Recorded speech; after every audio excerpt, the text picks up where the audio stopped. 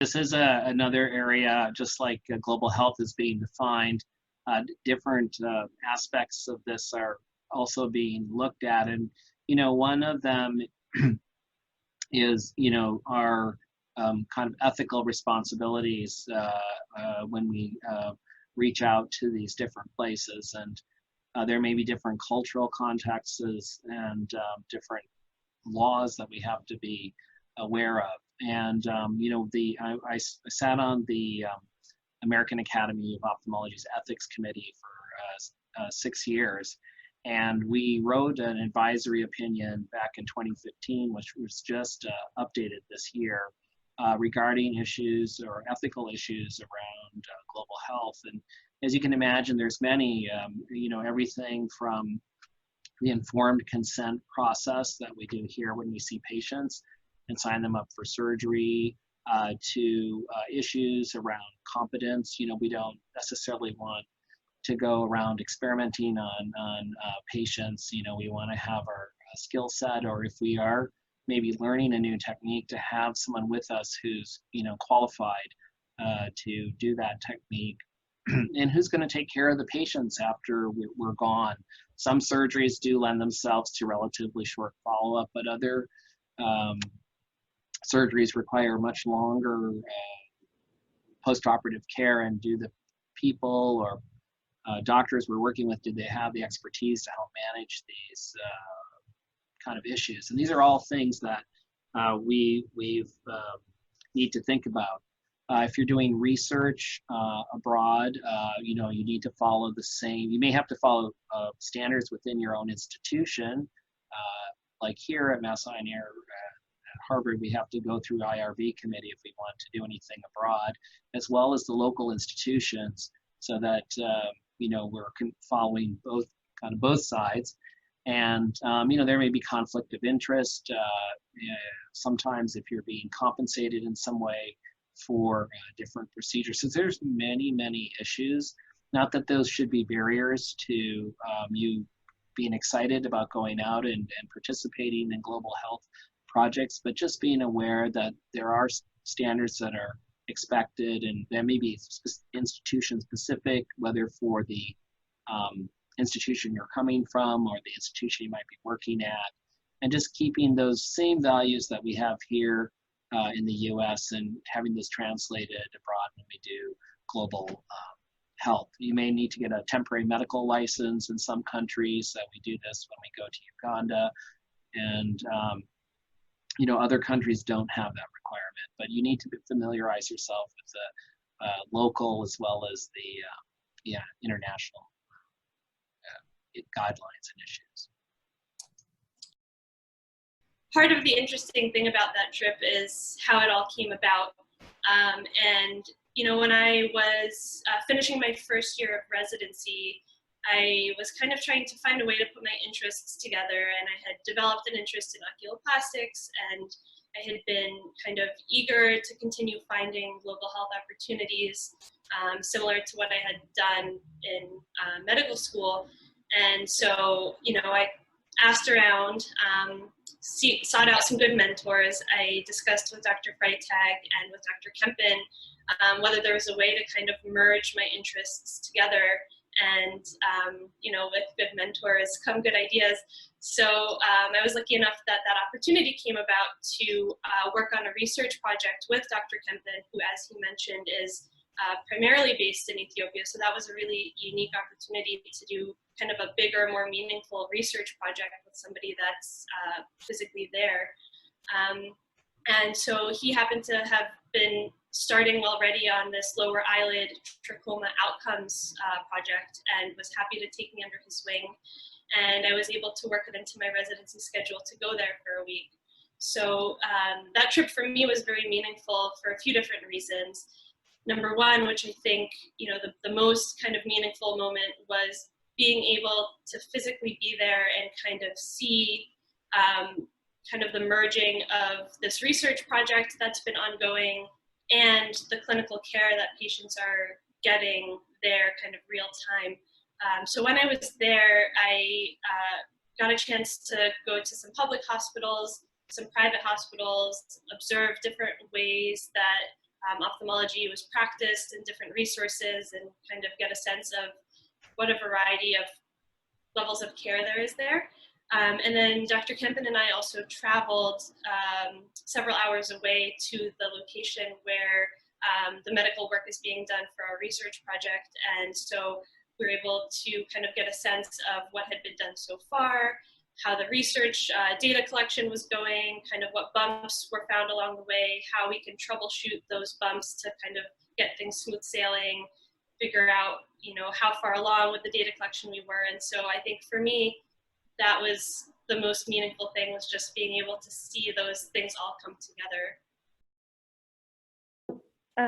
Mass Ioneer made an effort to select some programs that would be places where we could have a longitudinal relationship. And this facility in Mbarara, Uganda was selected. It's about 5 hours southwest of Kampala, where the airport is. So it's quite a long hike on some very amazing roads to get there. And the European Union built an eye hospital there, and it was a stucco structure with floors and walls and a ceiling, and not much else in it when we first arrived. It's on the campus of a medical and science university, and it's the 3rd or 4th largest city in Uganda. It's not a big city, but it's an urban area. And so the first time we were there, it was empty rooms, empty floors, no equipment. And then slowly I've gone back once or twice a year since the first visit, and then there were beds, then there were slit lamps, then there was equipment. And classic infrastructure issues in Africa, though, they had a stainless steel scrub sink in the operating room, but there was no running water for quite a while. So there are lots of hurdles to getting things going. And then the first or second time there were a lot of children that needed surgery, but there was no anesthesia there. So we took the children to a nearby mission hospital, which was a little more established and had the option for anesthesia.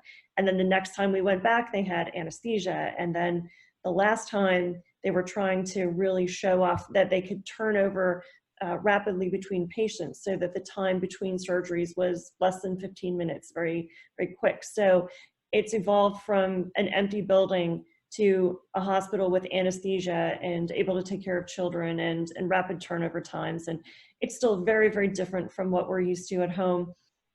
Equipment is reused, sterility is different there, especially for what I do, which is not inside the eye, but rather in the eye socket where it's less critical. Gloves, sutures, hospital gowns, things are reused because there are limited supplies. And there are residents at that hospital who are sponsored by the governments of the countries where they come from. Most of them are from sub-Saharan Africa. And so we've had the opportunity to meet these young trainees who spend about 4 years at the hospital in Uganda, and then they go back to the countries where they've come from. I keep in touch with a guy named John from Zaire, and he's one of just a few ophthalmologists in the whole country. And it's been really nice, even when I'm home, to be able to communicate with these people, maybe send a textbook or help with a patient, just advising based on photos. So we've really developed a relationship, and with this comes trust. I think when people come and go once, they don't have a sense of what your skills are and whether they can really trust you. But now they earmark patients throughout the year, and they're Freitag or Harvard or whoever they're saving them for. And then when we get there, they bring them all in the first day. We figure out what we can realistically do, who we can help, and then we spend the week doing the surgeries. Sorry.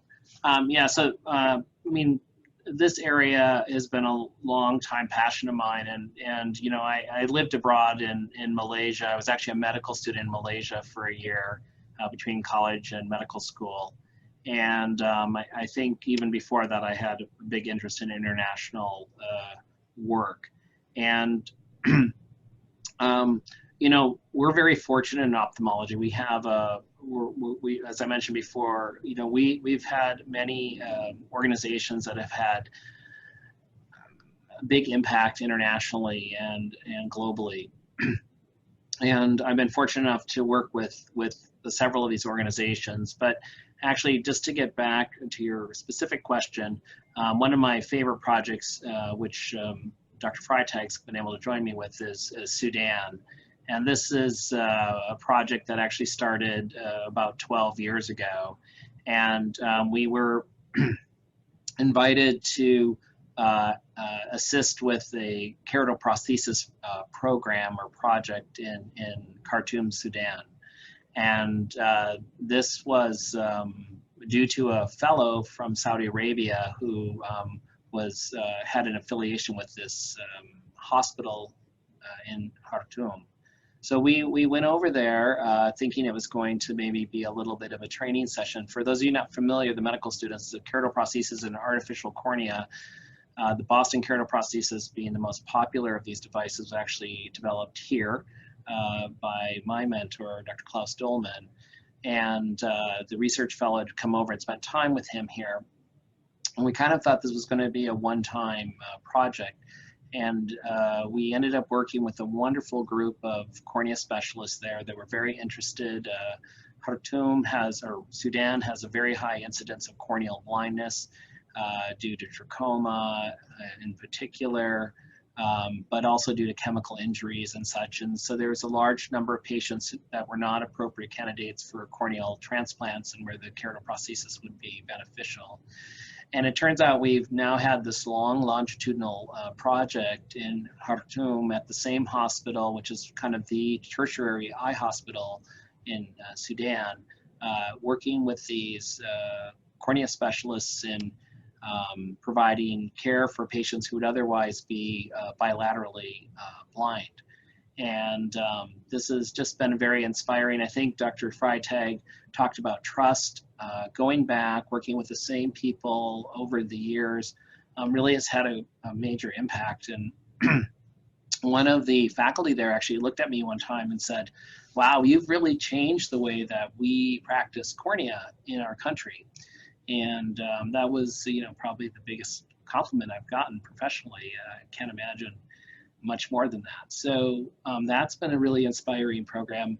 The other organization I really enjoyed working with is Orbis International. And for those of you who aren't familiar with them, they have their most kind of visible symbol is they have a flying eye hospital that actually has a lecture hall, an exam hall, and a surgical theater on the plane. And they basically fly to countries and dock themselves at the airport and become a mobile eye hospital. And again, they pair this with usually an academic institution, and there's usually week rotations with different subspecialists.